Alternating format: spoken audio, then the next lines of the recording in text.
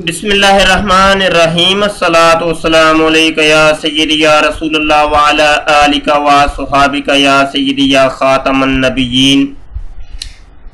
लब्बैक लब्बैक लब्बैक या रसूलल्लाह सल्लल्लाहु अलैहि वसल्लम। ताजदारे ख़त्म नबूवत जिंदाबाद। मोहतरम दोस्तों, मुफ्ती सैयद मुबशर रज़ा कादरी मुंतज़िम आला ख़त्म नबूवत फोरम और एडमिन यूट्यूब के चैनल ख़त्म नबूवत टाइम्स आपकी खिदमत में हाजिर है। जनाब, ये हमारा चैनल है।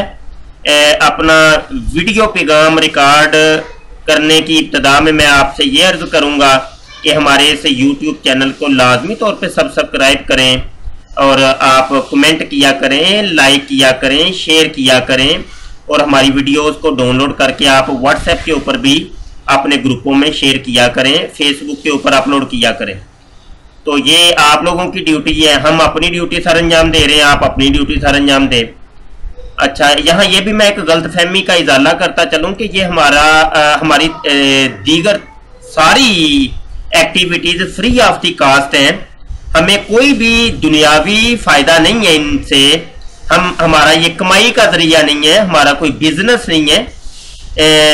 ये ना कोई समझे कि ये कोई चैनल जो चला रहे हैं तो लिहाजा कोई इससे कमाई होती है, ये कोई बिजनेस बेस के ऊपर है या कोई इसमें एडें लगी हैं या कोई इनको इनकम होती है, ये गूगल एडसन वगैरह लगाई हैं इन लोगों ने। ऐसा हरगिज नहीं है।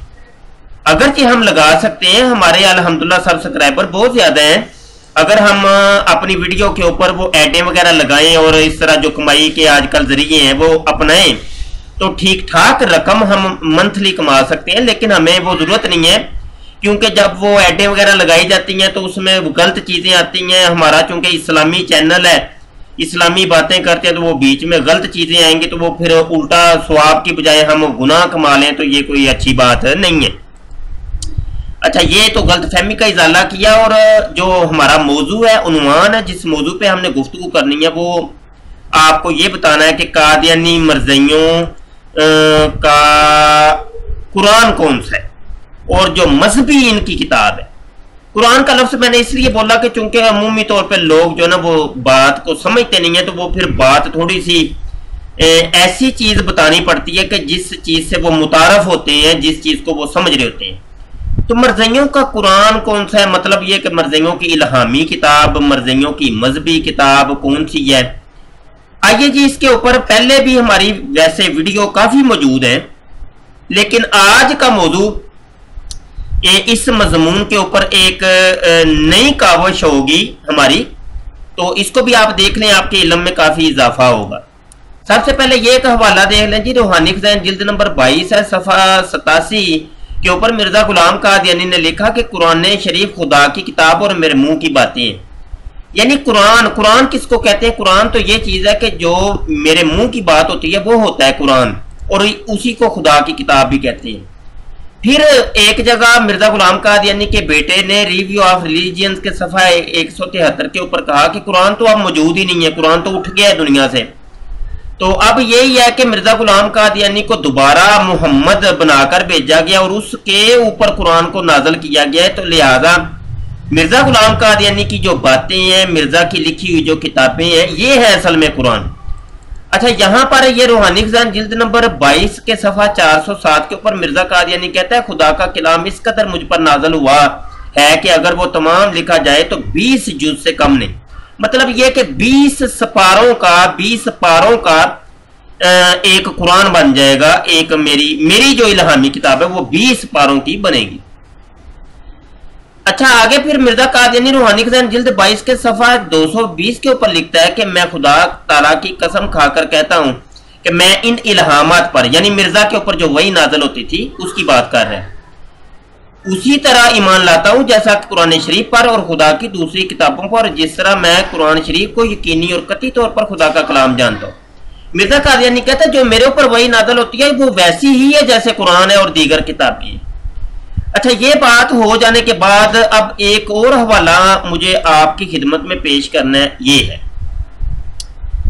असल तो इस हवाले के ऊपर मैं वीडियो बनाना चाह रहा था, लेकिन वो ज़िमनी बातें थी, वो इब्तिदा में मैंने जिक्र कर दी।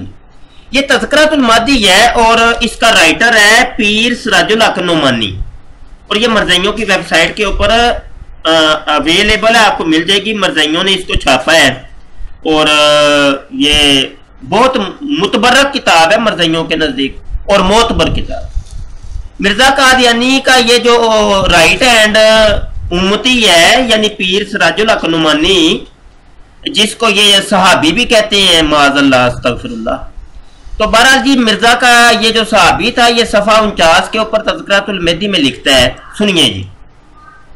ہمیں اس وقت تکلیف بہت ہے، ذرا کمر دباؤ، یعنی مرزا قادیانی نے کہا کہ مجھے بڑی تکلیف ہو رہی ہے، میری کمر کو ذرا دبا دو۔ بس میں بموجب ارشاد کمر دبانے لگا، کوئی 10 منٹ گزرے ہوں گے کہ حضرت اقدس یعنی مرزا قادیانی یکا یک اٹھ کر بیٹھ گئے اور تمام تکلیف جاتی رہی، اور فرمایا اس وقت ہم کو اس کتاب یعنی نور الحق، یہ جو نور الحق کتاب ہے مرزا قادیانی اس کا رائٹر ہے، کی نسبت یہ الہام ہوا ہے کہ ان کنتم فی ریب مما ایدنا عبدنا فاتو بکتاب من مثلہ، اگر تم کو یہ شک ہو کہ ہم نے اپنے بندے کی تائید نہیں کی تو تم بھی اس کتاب کی مثل بنا لاؤ۔ جی محترم دوستو، یہاں پر قرآن پاک ہمارے سامنے کھلا ہے اور سورہ بقرہ کی آیت نمبر یہاں پہ 23 میرے سامنے کھلی ہے۔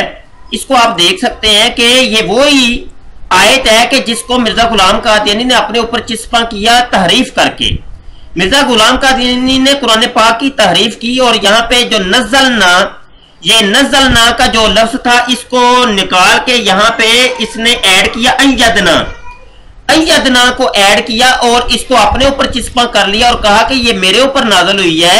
یہ آپ دیکھ سکتے ہیں یہاں ایدنا ہے اور نزلنا کو بیچ میں سے تحریف کر کے نکال دیا گیا ہے۔ اچھا، یہاں پر یہ میں آپ کو یہ جو کتاب ہے نور الحق وہ بھی دکھانا چاہتا ہوں۔ جی دوستو، یہ مرزائیوں کی ویب سائٹ الاسلام.org ہے میرے سامنے، یہاں روحانی خزائن کی تمام جلدیں رکھی ہیں۔ یہاں جلد نمبر 8 کے اندر آپ ذرا دیکھیں تو یہ نور الحق کا آپ کو نظر آئے گی۔ یہ کتاب نور الحق ہے، اس کو میں اوپن کرتا ہوں آپ کے سامنے ہی اور اس کو آپ ذرا ایک دفعہ دیکھ لیں۔ یہ دیکھیں، یہ نور الحق ہے، یہ ہے جی نور الحق۔ اس کا صفحہ تھوڑا سا ہم بڑا اگر کر لیں تو بات کلیئر ہو جائے گی۔ یہ ٹائٹل ہے۔ مرزا غلام قادیانی کی جو عبارتیں میں نے ابتدا میں پیش کی تھیں اس سے یہ ظاہر ہوتا ہے کہ مرزا غلام قادیانی نے یہ جو کتاب لکھی یہ الہام پا کے لکھی، یہ مرزا قادیانی کے اوپر جو وحی نازل ہوئی تھی اس کے اعتبار سے یہ لکھی۔ مطلب یہ کہ ہم کہہ سکتے ہیں کہ مرزا غلام قادیانی کو جس طریقے سے قرآن کے اوپر یقین ہے ویسا ہی اپنے الہام کے اوپر یقین ہے، اپنی تحریر کے اوپر یقین ہے کہ یہ خدا کی کتاب ہے، خدا کی تحریر ہے، خدا کا کلام ہے، خدا کی عبارت ہے، سب کچھ ہے۔ تو ہم کہہ سکتے ہیں کہ یہ نور الحق جو ہے یہ کتاب، یہ مرزائیوں کی الہامی کتاب ہے، مرزائیوں کی یہ مرزا غلام قادیانی کے اوپر نازل ہونے والی کتاب ہے۔ چونکہ یہ جو نعمانی صاحب ہے یہ اسی طرف اشارہ کر رہے ہیں کہ جب یہ آیت جو ہے نا یہ مرزا غلام قادیانی کے اوپر جب نازل ہوئی تو اب ہوتا کیا ہے کہ اس الہام پر آپ کو ایسی خوشی ہوئی کہ جس کا بیان نہیں ہو سکتا، اور بہت دیر تک اس کے متعلق گفتگو کرتے رہے اور فرمایا کہ خدا نے ہم میں اور ہمارے مخالفوں میں فیصلہ کر دیا، اب دیکھیں کہ کون اس کے مقابلہ کے لیے مسلمانوں اور عیسائیوں سے کھڑا ہو کر ہمارے دعوے کو توڑتا ہے۔ اب یہاں پر ایک اور غلطی کا ازالہ بھی ہو گیا کہ مرزا غلام قادیانی مسلمانوں کے رد کے لیے ایک کام کر رہا تھا۔ آج مرزائی کہتے ہیں نہیں جی وہ عیسائیوں کے رد میں اور ہندوؤں کے رد میں کام کرتا تھا مرزا قادیانی، اور عیسائیوں اور ہندوؤں کے رد میں مناظرے کرتا تھا۔ تو یہاں پر نعمانی نے اس چیز کی وضاحت کر دی کہ مسلمانوں اور عیسائیوں، مسلمانوں یا یہ کہ مسلمانوں کو ہی عیسائی کہا جا رہا ہے کہ مسلمانوں عیسائیوں سے کھڑا ہو کر ہمارے دعوے کو توڑتا ہے، تو یہ بات بھی کلیئر ہوگی۔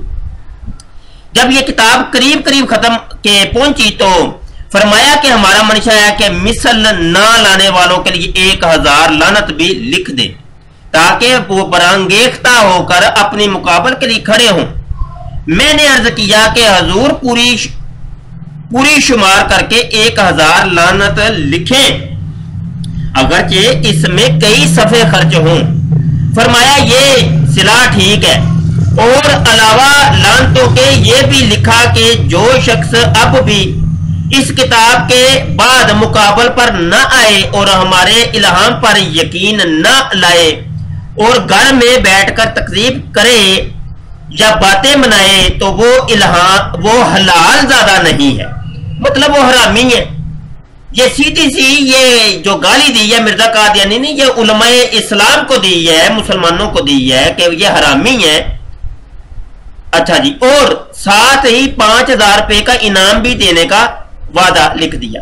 مرزا غلام قادیانی کی عادت ہوتی تھی وہ بڑی بڑی چھوڑتا تھا، بہت بڑی بڑی چھوڑتا تھا گھر میں بیٹھ کے، یوں ہو جائے گا وہ ہو جائے گا، یوں کر دیں گے وہ کر دیں گے۔ تو یہ مرزا قادیانی کی ڈینگیں تھی جو بڑی بڑی گھر میں بیٹھ کے ہانکا کرتا تھا۔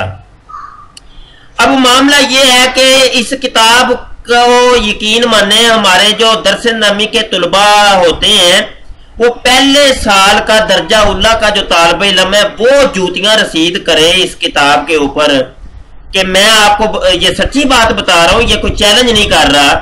چیلنج تو کیا جاتا ہے اپنے مقابل کو کہ لاؤ آؤ سامنے آؤ۔ تو یہ اس کتاب ایک بونگی سی کتاب ہے، یقین مانے کہ اس میں ہے ہی کچھ نہیں، تو اس کا بندہ کرے تو کرے کیا۔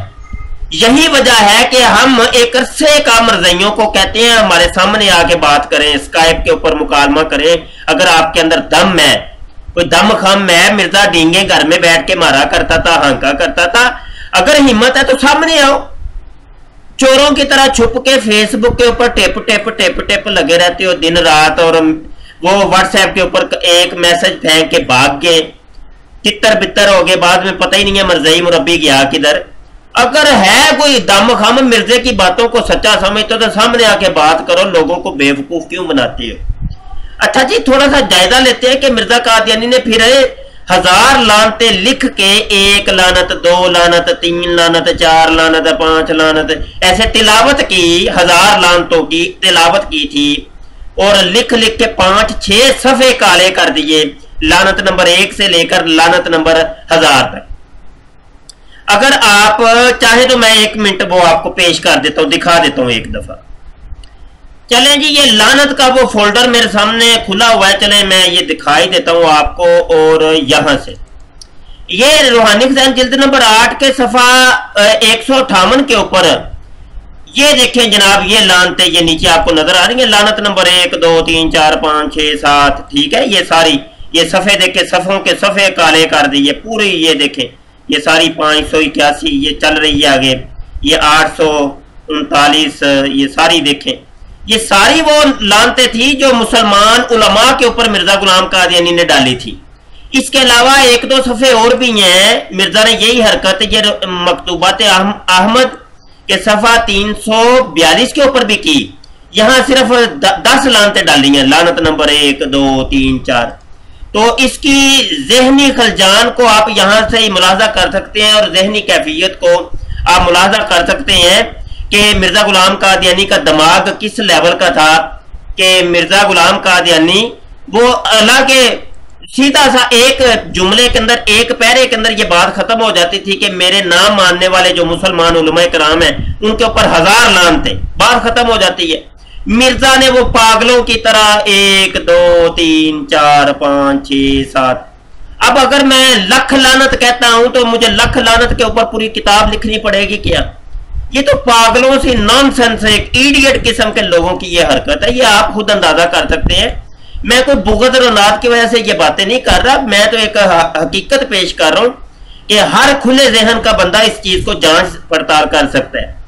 تو جناب یہ تھا یہ آج کا ہمارا لیکچر، اور یہ اصل میں کتاب تذکرۃ المہدی کے اوپر تھا، صفحہ 49 کے حوالے سے، کہ یہ دیکھیں یہ جو آیت نازل ہوئی ہے، ابھی میری بات ہو رہی تھی ایک گروپ میں قادیانی مرزائی سے، وہ کہہ رہا ہے کہ نہیں ہماری یہ آخری کتاب یہ نہیں ہے، یہ کتاب نور الحق آخری کتاب الہامی نہیں ہے بلکہ قرآن پاک ہی ہے۔